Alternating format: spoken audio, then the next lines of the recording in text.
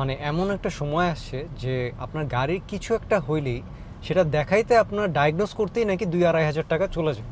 মানে আপনার প্রবলেম যদি 500 টাকার হয়, যে প্রবলেম সলভ করতে 500 টাকা লাগবে, সেখানে আপনার ডায়াগনোস করতে 2.5 হাজার টাকার মতো লাগতেছে, রাইট?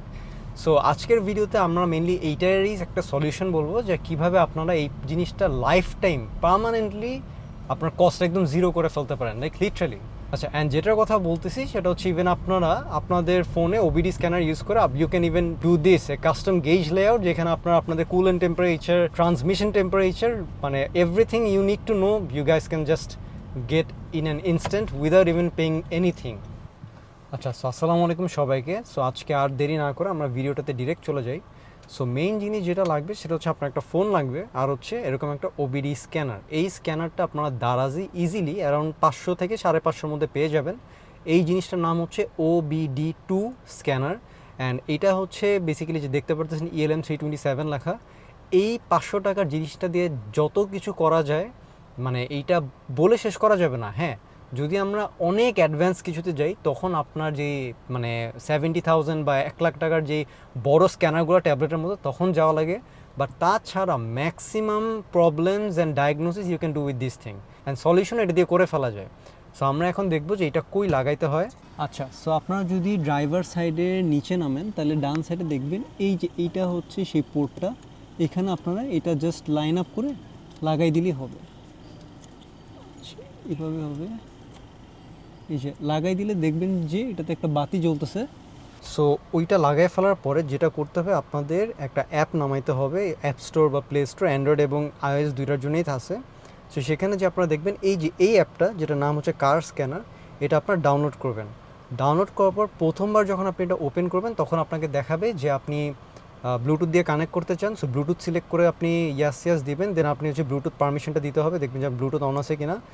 তারপরে যেটা করবেন যে কানেক্ট করার পরে কানেক্ট করার সময় আপনার একটা পাসওয়ার্ড চাবে। সো এই ডিভাইসগুলোর মেইনলি পাসওয়ার্ড থাকে ইদার 0000 অথবা 1234। আমারটা এটাতে দেখছি যে 1234-এ কাজ করে। তো দেওয়ার পর আপনি কানেক্ট করবেন। কানেক্ট করার পরে আমি এখানে যদি এখন কানেক্ট দিই, দেখবেন যে তখন আপনার এরকম একটা ইন্টারফেস আসবে, যে এই যে প্রথমে হচ্ছে ELM ডিভাইসটার সাথে কানেক্ট হয়, তারপর আপনার ECUর সাথে কানেক্ট হয়। হ্যাঁ, এই যে ECUর সাথেও কানেকশন ডান। সো এখন ফার্স্ট টাইম যখন আপনি কানেক্ট করতে যাবেন, আপনাকে বলবে যে আপনার গাড়ি কোনটা। সো আমি যদি এখানে সেটিংয়ে যাই, প্রথমে দেখবো যে আমাদের গাড়ি হচ্ছে, এখানে আমি সেট করে রাখছিলাম। সো হন্ডা, দেন 2023-এর মডেল হন্ডা BRV সেট করে, দেন হচ্ছে একটা বলে যে কানেকশন প্রোফাইল। এই যে এখানে গেলে দেখবেন যে কোন গাড়ি। সো হন্ডা হচ্ছে ম্যানুফ্যাকচার। দেন এইখান থেকে আপনাকে হচ্ছে বলে যে কোনটা আপনি এখান থেকে সিলেক্ট করবেন। এগুলো হচ্ছে একটা প্রোটোকল। প্রোটোকলটা হচ্ছে আপনার ECU কোন প্রোটোকলে আপনাকে ম্যাক্সিমাম অ্যামাউন্ট অফ ইনফরমেশন দিতে পারবে। যেমন এখানে দেখবেন যে একটা আছে একদম জেনারিক, যেটা মানে ইউনিভার্সাল, সেটা হচ্ছে OBD2 বা EOBD লেখা। তারপর হচ্ছে OBD2 প্লাস 8 অটোমেটিক ট্রান্সমিশন বা CVT। তারপর হচ্ছে অ্যাকর্ড, সিভিক, CRX 2008 থেকে 12, ভ্যারিয়েন্ট 1, ভ্যারিয়েন্ট 2। তারপর হচ্ছে সো এগুলো হচ্ছে এক একটা মডেলের জন্য, ইর জন্য মানে ইভির জন্য একটা রাখা হয়েছে।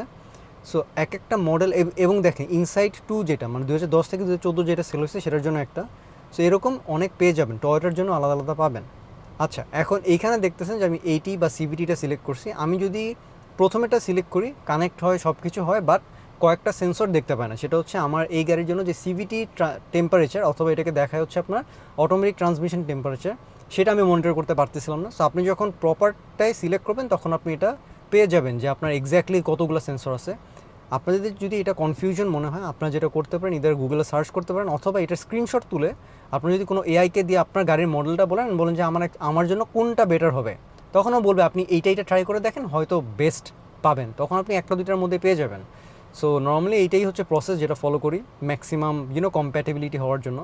আচ্ছা, এখন আমরা দেখাই যে আমরা এখানে মাই কার্সে যদি আমরা যাই, ডিসকানেক্ট করে দেখতে পারবেন যে এইখানে আপনি বিভিন্ন গাড়ি আকারে সেট করে রাখতে পারবেন। হ্যাঁ, আচ্ছা, সো যে আপনার একটা গাড়ি, দুইটা গাড়ি, পাঁচটা গাড়ি হলেও আপনি এটা অ্যাড করে আপনি সেভ করে রাখতে পারবেন। আচ্ছা, সো আমরা এখন আবারও কানেক্ট করে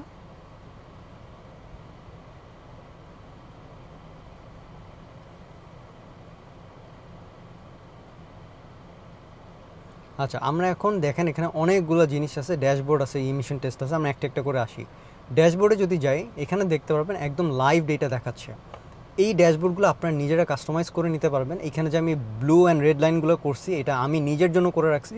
যেমন আপনি যদি এক একটা গেজে ডাবল ক্লিক করেন তখন আপনি কাস্টমাইজ করতে পারবেন। কাস্টমাইজ করে দেন হচ্ছে আপনি এখানে গেজ সেটিংসের আন্ডারে এই যে মিনিমাম ম্যাক্সিমাম ভ্যালু কত থাকবে, দেন হচ্ছে আপনার ব্লু মার্কারের আন্ডারে শো ব্লু লাইন, এইটা 0 থেকে 75।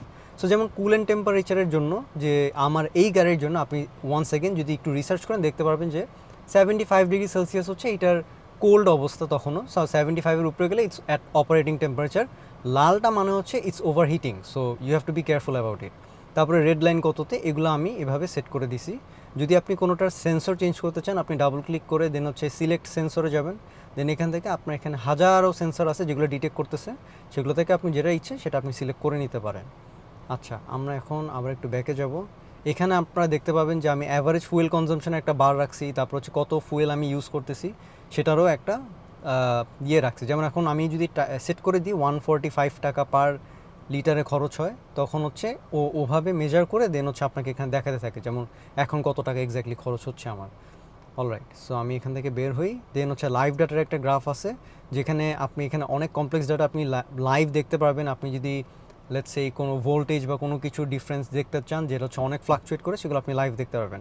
মেইন হচ্ছে অল সেন্সরসে গেলে এখানে আপনি দেখতে পারবেন যে ম্যাক্সিমাম যে জিনিসগুলো দেখার কথা, যেমন let's say engine RPM, vehicle speed, এগুলো তো লাগে না। মেইনলি হচ্ছে লেটস সে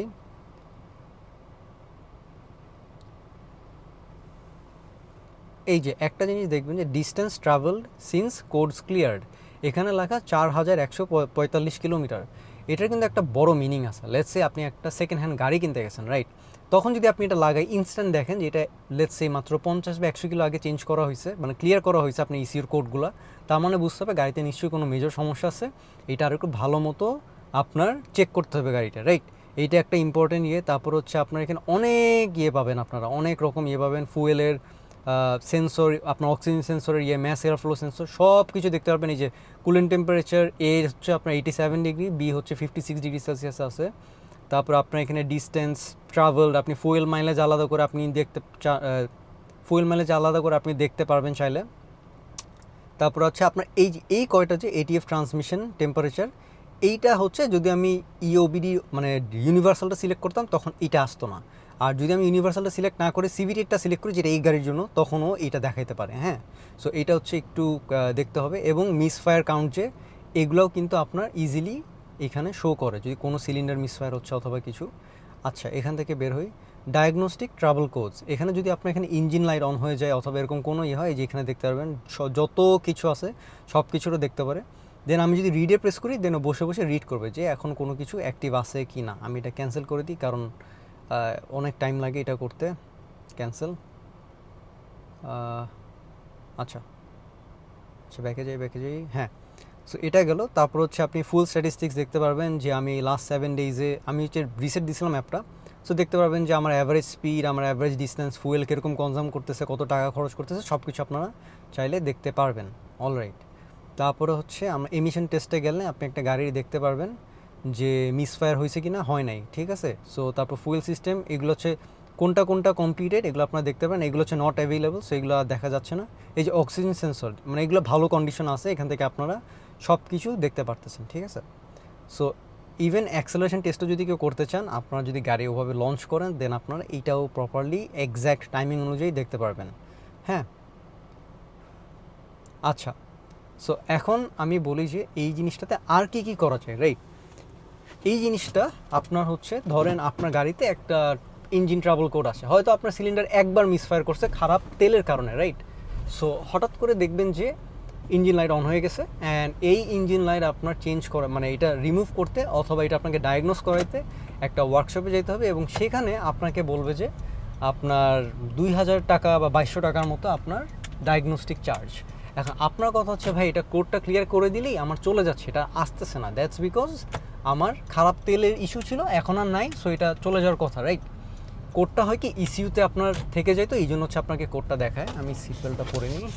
সো তখন কিন্তু আপনারা এই ছোট্ট ডিভাইসটা ইউজ করে আপনারা ইজিলি ফোন থেকে ডায়াগনস্টিক ট্রাবল কোডগুলো রিমুভ করে দিতে পারেন। তখন দেখবেন যে এখানে সুন্দর মতো দাগটা চলে গেছে and you can drive normally. আচ্ছা, এরপরে হচ্ছে লেটসে আপনি যদি একটা সেকেন্ড হ্যান্ড গাড়ি কিনতে চান, তখন কিন্তু এই ডিভাইসটা প্রচণ্ড কাজে আসে। আপনি একটা গাড়ি কিনতে যাবেন, আপনি গাড়িটাকে টেস্ট করতে পারবেন ইজিলি। হ্যাঁ, এইখানে অনেকগুলো ডেটা স্ট্রিম দেখতে পারবেন, অনেক কিছু দেখতে পারবেন, বাট এটা নিজের একটু রিসার্চ করা লাগে যে আচ্ছা কোনটা দিয়ে কি বোঝায়। যেমন আমি একটা জিনিস বললাম যে আপনি যদি চেক করেন যে এইটার লাস্ট কোড ক্লিয়ার কত কিলোমিটার আগে করা হয়েছে, আপনি অনেক ভালো একটা আইডিয়া পাবেন যে এই গাড়িটার লাস্ট ইস্যুতে হাত দেওয়া হয়েছে কত আগে, রাইট? সো এরকম আর একটা জিনিস হচ্ছে এই ডিভাইসগুলো আপনারা যদি কোনো গাড়ি কিনতে যান, এটা আমি আলাদা ভিডিওতে আমি মেনশন করবো, জাস্ট এটাতে মেনশন করে দিচ্ছি যেহেতু রিলেটেড টপিক। আপনারা গাড়ি কিনতে গেলে আপনারা অবশ্যই চেক করবেন যে ওবিডি পোর্টে এরকম কোনো ছোট স্ক্যানার লাগানো আছে কিনা, কারণ এই ছোট স্ক্যানারগুলো যদি লাগানো থাকে তখন কিন্তু ড্যাশবোর্ডে কোনো সাইন দেখায় না। অ্যান্ড এরকম একটা ফেসও করেছিলাম যে এরকম একটা ছোট্ট, এটাকে কোড ডিলিটার বলে, লাগানো ছিল ওবিডি পোর্টে। সো একটা গাড়ি হচ্ছে কোনো কোডই দেখায়নি, বাট লেটসে গাড়িটা পারচেস করার পর দেন যখন গাড়িটা হচ্ছে আপনার মেনটেন্যান্সে নিয়ে যাওয়া হয়েছে, তখন ওইটা খুলে দেখে যে আপনার ইস্যু এসেছে। সো এইটা একটু কেয়ারফুল থাকতে হবে কি যদি সেকেন্ড হ্যান্ড গাড়ি পারচেস করতে যান। অবভিয়াসলি আমি এটা বলার পর এখন হয়তো নতুন করে আরেকটা সিস্টেম বাইর করবে, বিকজ ইউ নো বেঙ্গালিস অ্যান্ড আমরা তো এগুলোতে অনেক বেশি এক্সপার্ট চুরি করার ক্ষেত্রে। অ্যান্ড যত দিন যাবে তত নতুন আইডিয়াস অ্যান্ড নতুন কিছু বের হবে। সো হ্যাঁ, আপনারা যদি এরকম একটা OBD2 স্ক্যানার কিনে ইউজ করতে চান, আমার মনে হয় this is a very very good investment. আপনি কার এনথুজিয়াস্ট হন বা একজন নর্মাল বা একজন রেগুলার কার ওনার হন, আপনার কাছে কিন্তু এটার ইউজফুলনেসটা অনেক বেশি আসবে। হ্যাঁ, অ্যান্ড আরেকটা জিনিস হচ্ছে let's say I want push my car, যদিও এটা পুশ করা একটা গাড়ি না। সো আমি না ইজিলি দেখতে পারতেছি যে আমার কি অপারেটিং টেম্পারেচার, আমার সিভিটি ফ্লুইড অ্যান্ড হচ্ছে আমার কুলেন্ট টেম্পারেচার গেছে কিনা। সো আমি দেখতেছি যে হ্যাঁ, we are above the cold limit. So তখন কিন্তু আমরা ইজিলি পুশ করতে পারি গাড়িটাকে, রাইট?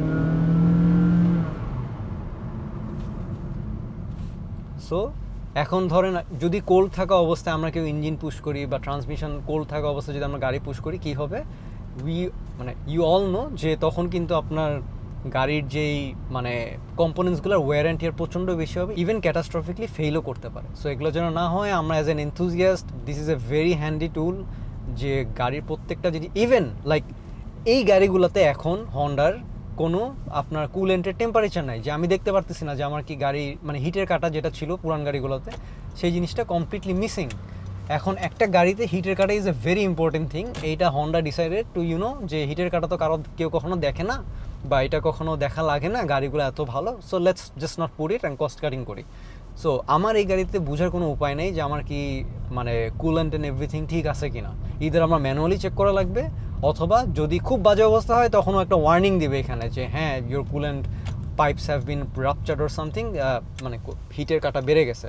তাছাড়া কিন্তু আমার বোঝার কোনো ওয়ে নাই। এখানে আরও কিছু জিনিস আছে, সেটা হচ্ছে এই ওবিডি স্ক্যানারটা কিন্তু ভার্সন 2.1। সো এইটা হচ্ছে 2006 অ্যান্ড অ্যাবভ ম্যাক্সিমাম গাড়ি সাপোর্ট করে, টয়োটা হন্ডা এগুলো তো সাপোর্ট করবেই। 2006-এর আগে যেই গাড়িগুলো আছে টয়োটার, সেগুলো একটা স্পেসিফিক যে ওবিডি বা জাপানের ওবিডি ইউজ করে, সো ওইটা আবার সাপোর্ট করে না, ওইটার জন্য ভার্সন 1.5টা লাগে। সো লেটসে আমাদের যে 2003-এর টয়োটা স্পেসিও আছে সেটাতে সাপোর্ট করে না, কিন্তু আবার আমি দেখছি 2003-এর হন্ডা সিভিকে আবার সাপোর্ট করে। হ্যাঁ, সো এইটা একটু মাথায় রাখা লাগবে। বাট 2006-এর পরে যত গাড়ি আছে টয়োটা হন্ডা যা যা আছে সবগুলো সাপোর্ট করে। So that will be all for the video, and as always respect the drive.